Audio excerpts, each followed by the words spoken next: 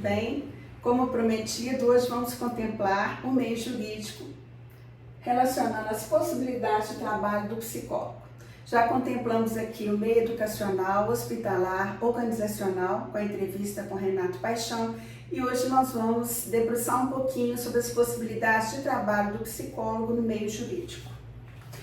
Bom, no meio jurídico, o psicólogo desempenha um papel fundamental. Contribui para a compreensão de questões relacionadas ao comportamento humano e suas implicações legais. Ou seja, até que ponto que aquele sujeito, que o psicólogo está ajudando ou a avaliar, ou atender, trabalhar com aquele sujeito, pode estar sendo um risco e potencial para a convivência humana na sociedade ou não. Então, suas atribuições incluem, primeiro, avaliação psicológica.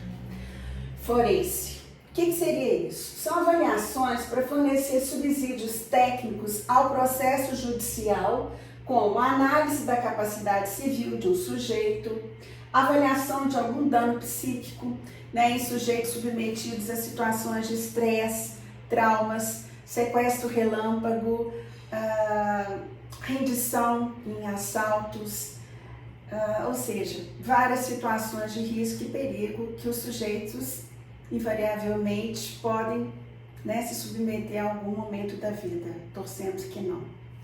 Avaliação de dano psíquico e perfil psicológico de envolvidos em crimes.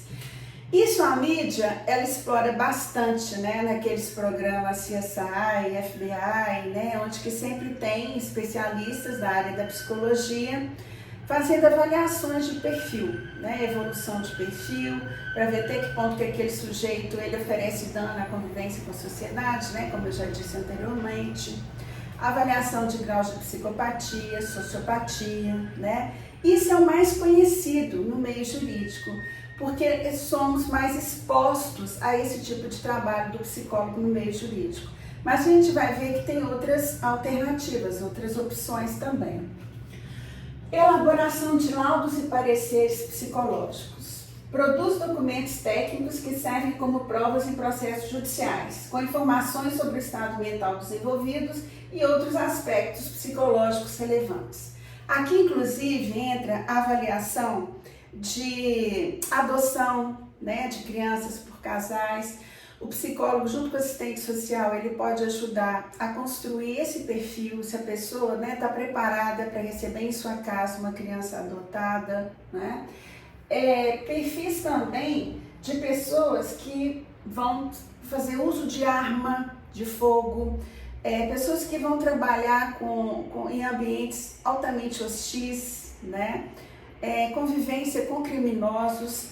Ou seja, tudo isso aqui o psicólogo pode estar ajudando, atuando a desenvolver esses documentos técnicos e laudos, pareceres para o juiz, para a comissão que está junto com ele nesse trabalho. Mediação e conciliação. Essa é uma área extremamente que a gente tem encontrado muita polêmica, inclusive a gente vai entrar aqui no porquê. Porque é aquele momento em que advogados, junto com psicólogos, eles fazem mediação de conflitos, principalmente com casais que estão em litígio, separação, divórcio. Ele tenta entrar como mediador de conflitos familiares em caso de guarda de filhos, separação, auxiliando as partes a chegarem a um acordo que beneficie o bem-estar psicológico de todos os envolvidos. Não é nem de um nem de outro, é de todos, só que isso aí nós vamos ver por quê, porque é polêmico.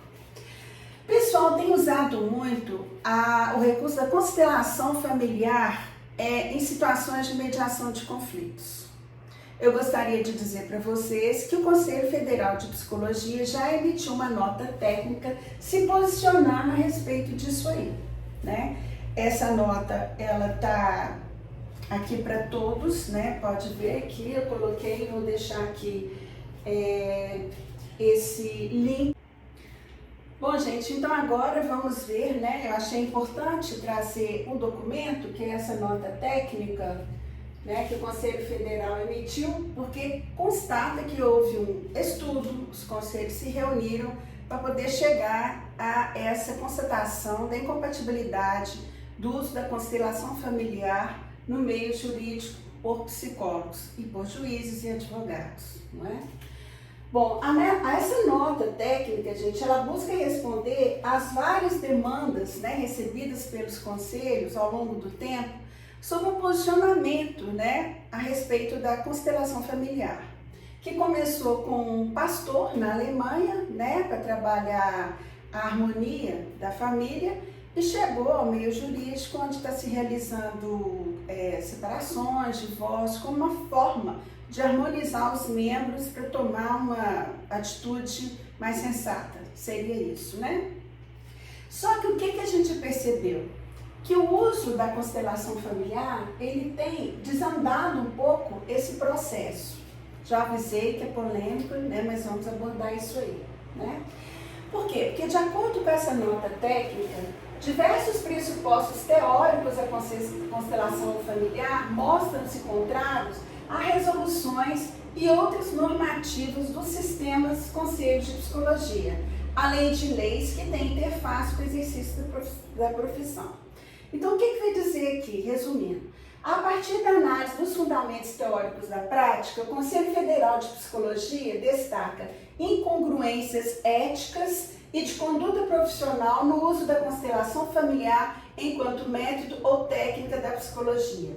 Entre as incompatibilidades está o reconhecimento, enquanto fundamento teórico da constelação familiar, do uso da violência como mecanismo para restabelecimento da hierarquia violada, inclusive atribuindo a meninas e às mulheres a responsabilidade pela violência sofrida.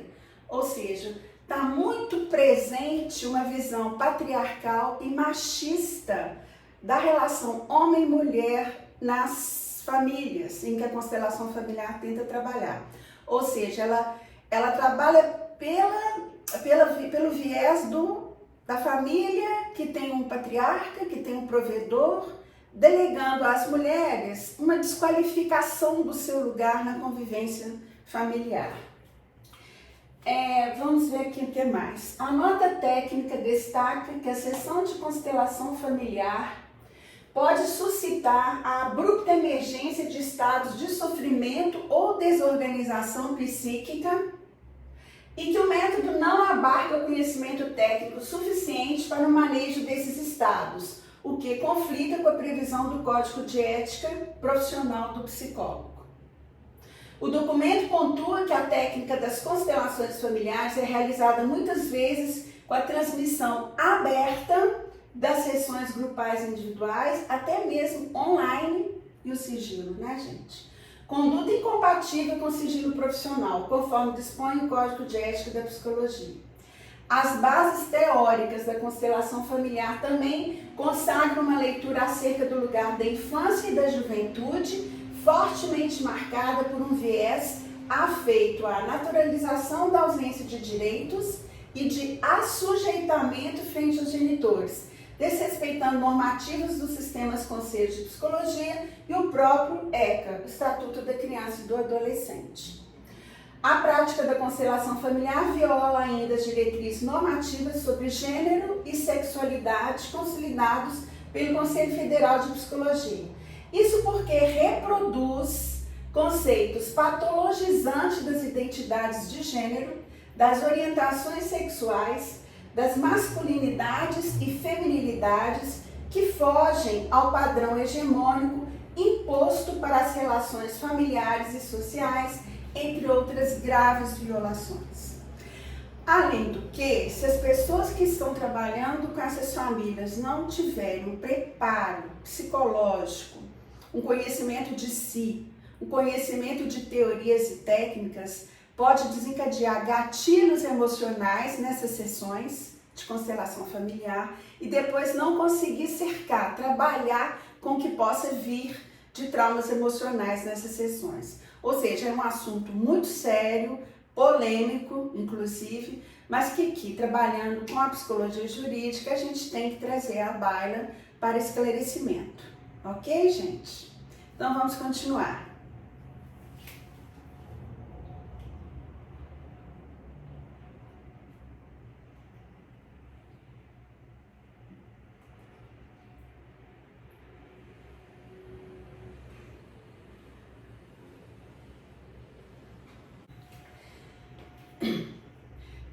também o trabalho do psicólogo em varas de infância e juventude, onde ele avalia situações envolvendo crianças e adolescentes em caso de adoção, guarda, situações de risco, ajudando a garantir os direitos e o bem-estar dos menores.